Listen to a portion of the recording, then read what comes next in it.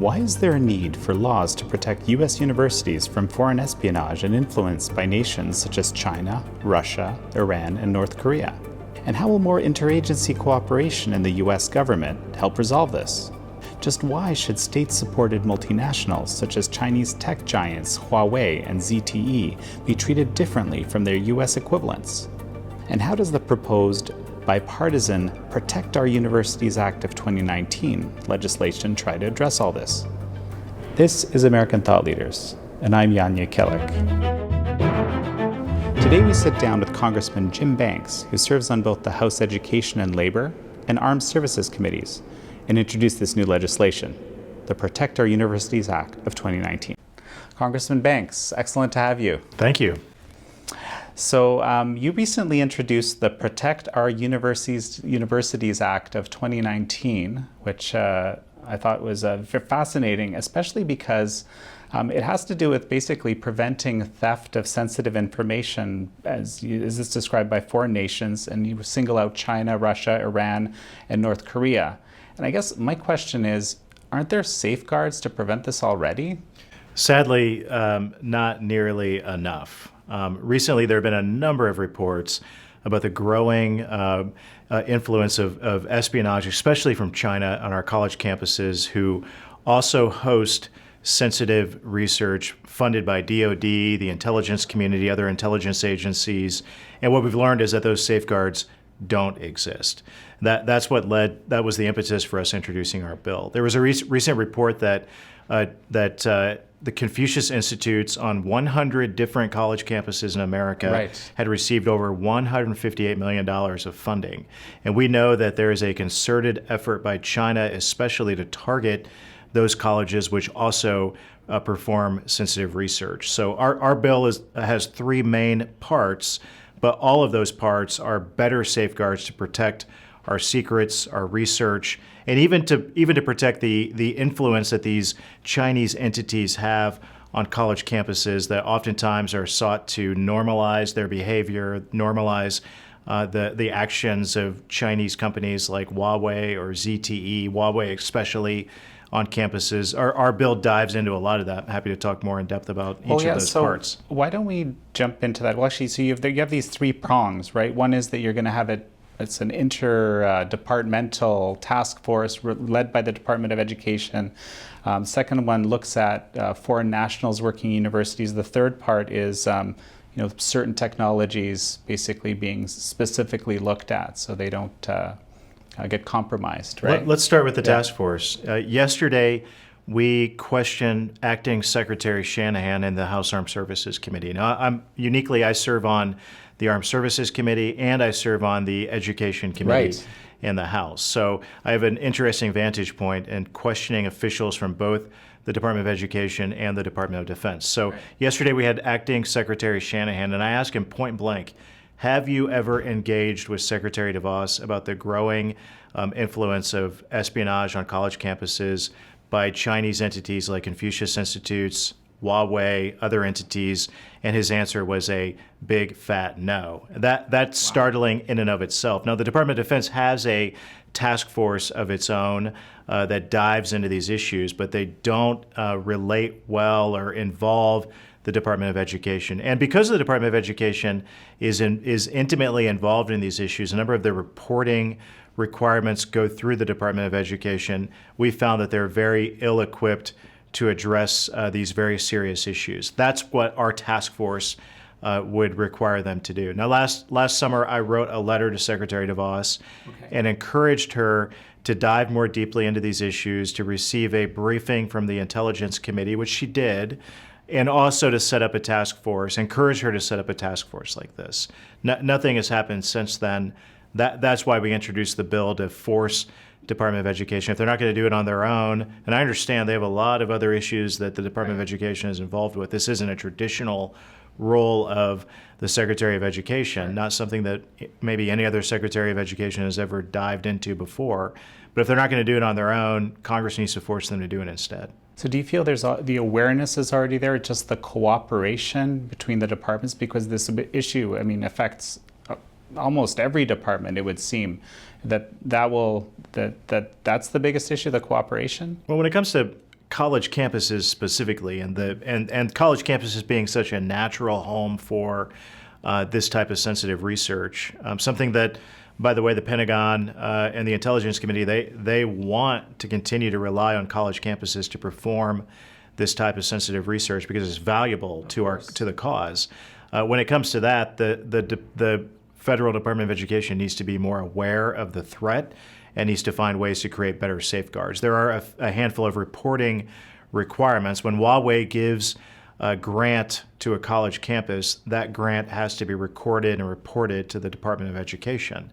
But we need to set up better parameters to protect the infiltration of that type of research that occurs on those campuses, to better protect our secrets, our intellectual property, but also our intelligence and national security secrets as well. Okay, and why do you single out Huawei and ZTE, for example, those specific ones? We have at this point, there is no question that these entities are snakes in the grass, if you will. I mean, these entities, they're active in this regard, especially Huawei giving tens of millions of dollars to American universities.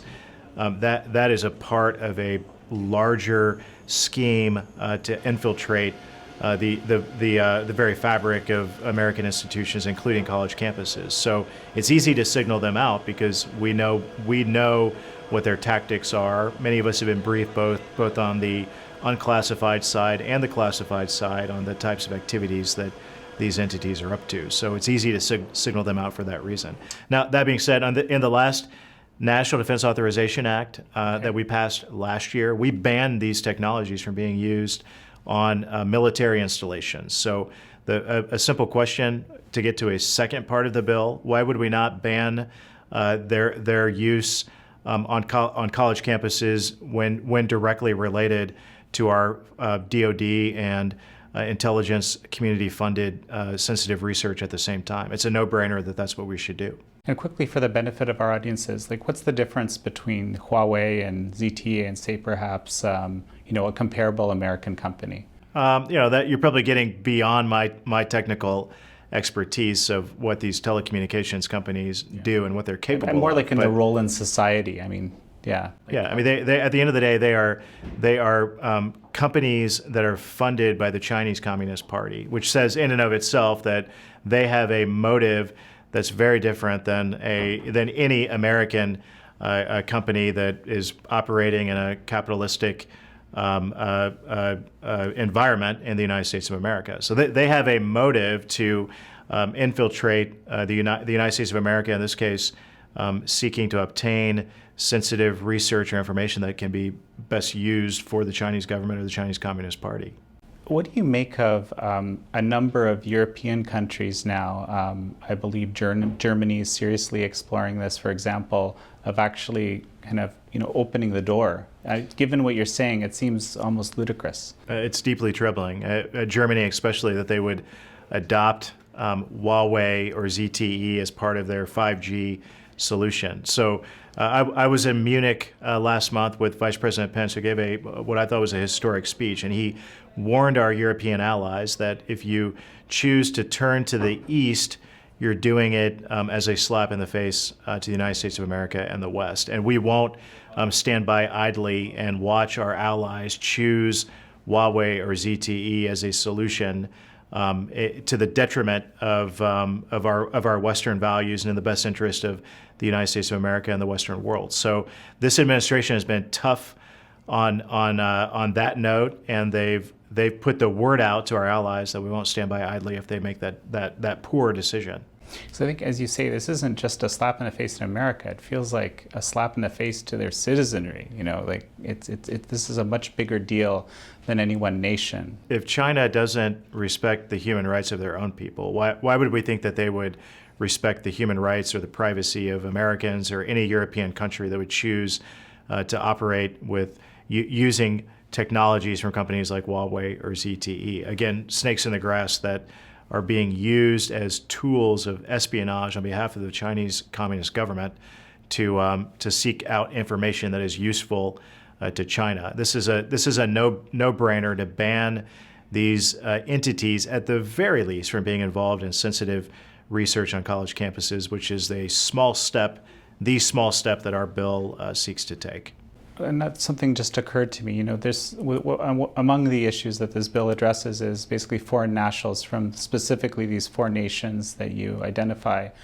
Why did you pick these four nations, actually? I mean, that's the first question. These four nations, North Korea, Iran, Russia, and China, are clearly our greatest adversaries on the global stage today. And for that reason, and because we know their tactics, we know their capabilities, we know that these are the countries that would seek to infiltrate important or sensitive research in the United States of America, and that could gain from that infiltration or espionage. It makes great sense that we would create better safeguards for foreign nationals from those countries from being involved in sensitive research. So we take a small step as far as the third part of our bill. We take a small step to ban those foreign national students from being involved in sensitive research outside of their scope of study, by the way. We also create a caveat that these students can go to the Director of National Intelligence and receive a waiver if the DNI determines that these students, for some reason, should be involved in that research. Then there is a waiver process to allow them to do so. But this is a common sense step to protect our secrets, once again, by banning those students who have no business being involved and those foreign national students being involved in this type of research to begin with, from banning them from participating. What is it that kind of alerted you to the need for this in the first place? I mean, you mentioned there's no safeguards. That sounds very troubling. Well, maybe not to go that far. There certainly aren't sufficient safeguards to protect our research. So I think what the epiphany for me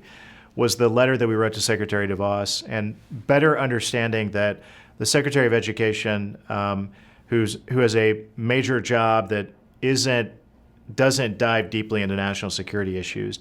She doesn't have senior level aides who even have security clearances to be briefed in a classified setting about some of these important subjects. Like the Confucius Institute, like the Confucius strategy Institutes. And so forth. That's right. So the epiphany for me was better understanding that the lack of resources at the Department of Education, the lack of time or availability to become better invested in these issues. So that was an important moment for me. Again, having a foot in both worlds, Department of Education and serving on the Armed Services Committee, working with the Pentagon. And then over the past year, the growing number of stories and a number of publications, including your very own, that have dived into this subject as well about the unprotected nature of our classified or our sensitive research that occurs on so many campuses around the country. Once again, 100 universities of America receiving over $158 million of funding from Confucius Institutes alone is an alarming figure. Now, if there is one good note, it's that in recent weeks, since we've introduced this piece of legislation, more universities in America have become aware of the problem than before. We're hearing from a number of universities who are concerned that have influences of Confucius Institutes, or they've received large Huawei grants that are beginning to figure out that they need to unravel themselves from that influence. And that's a good thing. We want more universities to, one, become aware, and two, find ways to quickly drop these entities and these influences on their campus. We're going to find other ways to force them to do that as well. I mean, there are many colleges around the country who receive other types of DoD-funded grants. They should choose one or the other. Either receive grants for the research, or cut ties with these different entities, and that's what we want to encourage them to do. And many of them are. So you're basically seeking to empower the Department of Education here to be able to handle this. In many ways, yes, absolutely. To empower them to do that, but also to bring the right people to the table as in an interagency function, so that the Department of Education is interacting with the intelligence community, with the Pentagon, to better understand the threat and how to address it.